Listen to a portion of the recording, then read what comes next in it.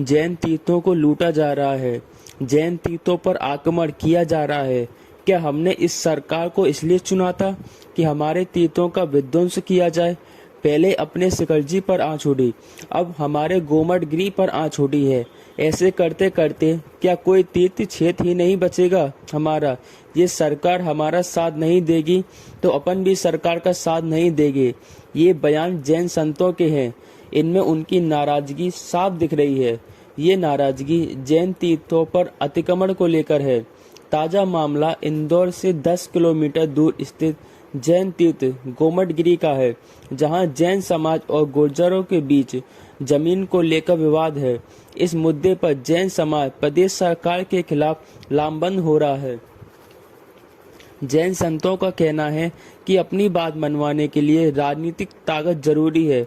ऐसे में ये समाज विधानसभा चुनाव में बड़ी चुनौती बनकर उतरेगा। जैन समाज प्रदेश की 230 विधानसभा सीटों में से 100 सीटों पर अपने प्रत्याशी उतारेगा। ये जैन बाहुल्य सीट प्रदेश के 38 जिलों में है। जैन संत पुलक सागर जी महाराज ने सरकार को चेतावनी दी है। उन्होंने कहा कि गोमटगिरी से कब्जा नहीं हटा तो इसका बड़ा खामियाजा भुगतना पड़ेगा। हाल ही में भगवान बाहुबली दिगंबर जैन ट्रस्ट के अध्यक्ष ने भी इंदौर में प्रेस कॉन्फ्रेंस भी की थी। इसमें समाज ने चेतावनी दी कि अपने हक के लिए सरकार से टकराने में भी पीछे नहीं हटेंगे। सरकार के रवैये से नाराज संत सुधा सागर जी, संत पुलक सागर जी, संत प्रणाम सागर जी, संत आदित्य सागर जी समेत देश के तमाम जैन संतों ने वीडियो जारी कर चेतावनी दी है।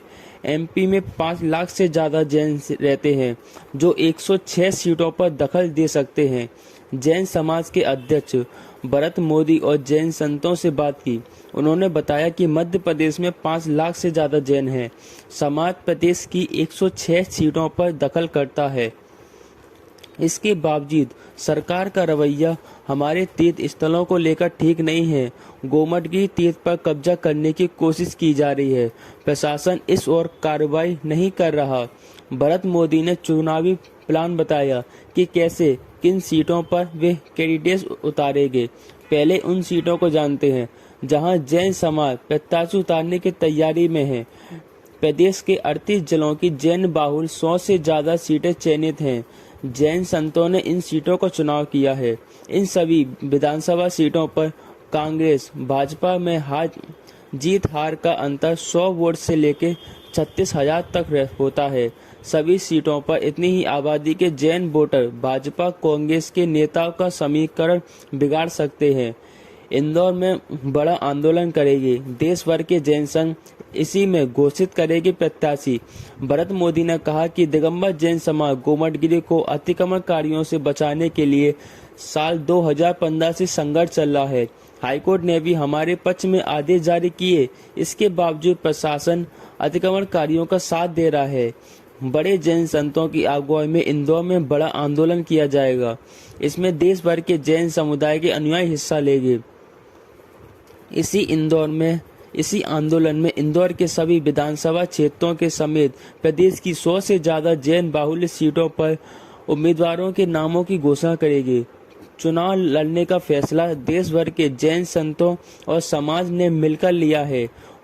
पूरा चुनाव संत डील करेंगे। पैसों का कनेक्शन जल्द शुरू होगा। भरत मोदी ने बताया कि गोमटगिरी पर अतिक्रमण से देश भर के सभी संत आहत हैं। मध्य प्रदेश के चुनाव में जैन समाज का नेतृत्व हमारे पूज्य संत करेंगे।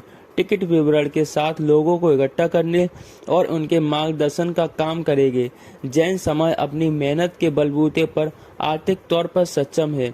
हम इस सरकार से कभी अपनी सुविधाओं या किसी अन्य चीजों के लिए डिमांड नहीं करते।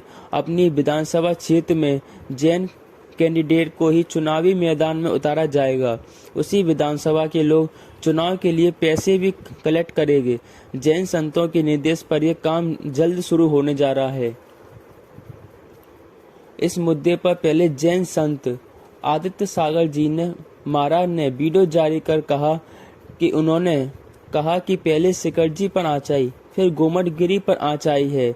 ऐसे करते करते क्या कोई तीर्थ क्षेत्र ही नहीं बचेगा हमारा? इन मामलों में सरकार हमारा साथ नहीं देगी तो हम जैन संत और समाज के लोग भी सरकार का साथ नहीं देंगे। हमारे किसी भी तीर्थ क्षेत्र के मुद्दे का हल नहीं निकला है। सरकार ने सभी को ठंडे बस्ते में डाल दिया है। आदित्य सागर जी मान ने कहा कि गोमटगिरी का विवाद हल नहीं हुआ है। सरकार सुन ले, हम कम हैं लेकिन अभी हम में दम है। सभी जैनों पर आश्रित लोग सरकार के खिलाफ जाएंगे। हम कुछ चुनावी मैदान में उतरेंगे, जीत नहीं पाए तो हरा तो जरूर देंगे। नेता वोट बैंक के लिए हमारे मंदिरों पर ही कब्जा करेंगे। हमें जगाने की जरूरत है। पिछले 10 साल में जैन समाज के तीर्थ क्षेत्रों पर जितना कब्जा हुआ है उतना पहले कभी नहीं हुआ।